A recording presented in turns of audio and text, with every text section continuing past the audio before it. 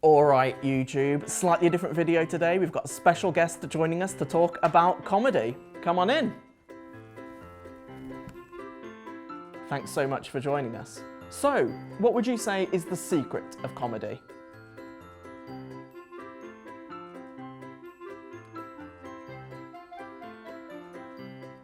Okay, well, timing. Okay, well, let's get into it.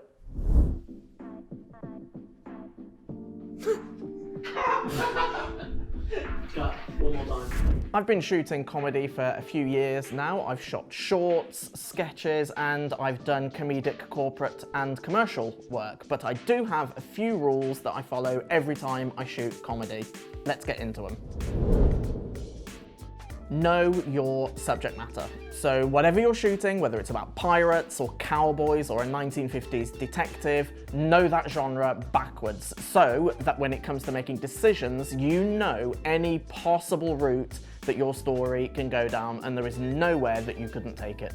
When I shot my cowboy film, I studied the Man with No Name trilogy for so long. I knew all of Clint Eastwood's facial expressions, I knew every single camera angle, the music was in my head all the time, so that when I came to write my one, I had so many more different things to play with and so many more different options for where I could take my piece because I knew the subject matter so well.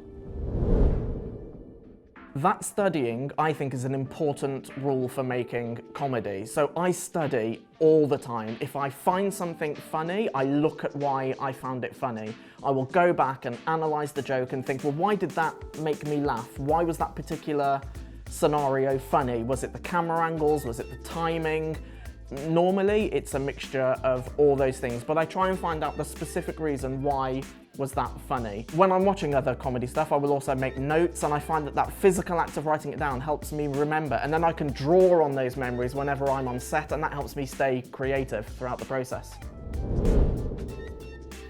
Be brave and be fearless. Don't be afraid to have bad ideas, because if you're afraid to have bad ideas, you're giving yourself a ceiling as to how far you can go with your creativity. 9 out of 10 of those ideas, when you're just throwing anything out there that might be rubbish, 9 out of 10 of them might be rubbish, but 1 out of 10 of them might be absolute genius. I think it's important to play the truth of comedy. I think comedy is funnier when it comes from a truthful place, and that means a scenario that is believable and characters that have a desire that is believable. If you're just playing for laughs and playing for jokes, I feel like you're undermining the humor, whereas if you're playing it from a place of truth, you're much more likely to get believable humor. Look at the work that Simon Pegg and Edgar Wright do together. Their work comes from a place of truth. Those characters have genuine desires and genuine needs, and that makes it even more funnier when they are put into ridiculous situations. The slapstick is funnier because of it. It all works because of the pathos that Simon Pegg and Edgar Wright give their characters and their situations. Cast your films well. Acting is important in all short films, for sure, but I think it's even more important in comedy films. You have to have actors with funny bones. For comedy, I always audition my actors if I can. That way I can see the way the words are coming off the page, how they interpret them, and what else they've got to bring to the table. And also, once you've cast your actors, make sure that you trust them on set. Often I found that actors will bring ideas that I never thought of, because if you've cast people with funny bones, it's likely that they will bring fresh creative ideas that you would never have thought of. You have to trust your actors. Go back to being a playful child and just play with the stuff on set. Here's one specifically for how you can shoot a comedy. Comedy lives in the wide shot. Generally speaking, it is much funnier to see the actors' movements, to see the actors' surroundings, than it is to be like totally zoomed in on their face so that you miss so much of the context. In order to maximize the funniness, you want to see as much of the context as possible.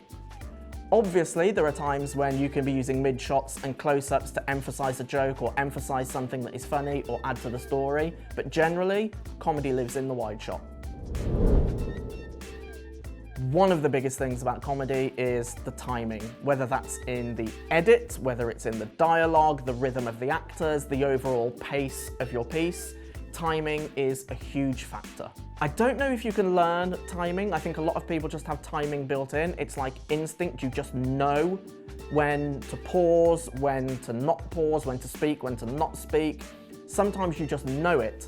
There are probably ways of learning it. Sometimes I've taken films that I like or sketches that I like and broken down jokes by looking at how many frames there are in between a setup and a punchline. That can help with timing, because if you don't have that feeling instinctively, then perhaps looking at it more technically can help you with the timing of it. Evening, everybody. Norman? No. Not that norm. One of the most common ways of making something funny is by pointing the audience in one direction and then flipping it on its head to point them in another direction. One of my favorite kind of examples of this joke is in Dumb and Dumber. You know, Lloyd, just when I think you couldn't possibly be any dumber, you go and do something like this. And totally redeem yourself! So the audience thinks that Jeff Daniels' character is going to get even madder, and then ridiculously he forgives him, and it flips the whole situation on its head. So the setup takes you in one direction and the punchline takes you in another.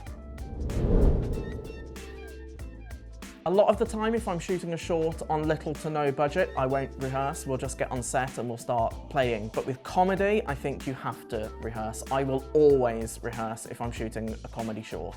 The reason I do that is because I think comedy is so much harder to pull off in a short amount of time on set. I think if you've rehearsed, then you get a flavour for how the words are coming off the page, the rhythm, the timing, the delivery, and then when you've rehearsed, you can go back and do rewrites based on those rehearsals.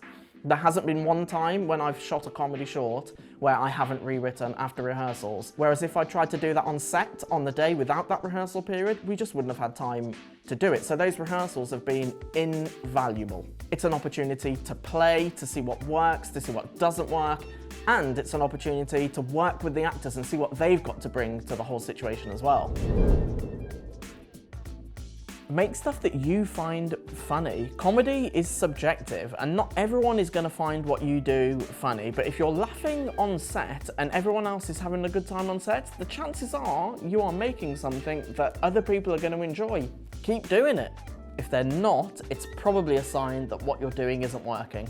The most important thing I can say to you is trust yourself. If you are making yourself laugh and you've made anyone else laugh with your material, chances are other people are going to laugh too. Do you know what? I'm sure I've missed a load of things, but hopefully there's been a few tips and tricks in there that'll help you if you're thinking about shooting some comedy sketches or a short film or something like that. If you like this video, then fantastic. Please do give me a like and a subscribe. That always helps with algorithms. Or if you've got any questions about anything that I've said, feel free to drop me a line in the comments.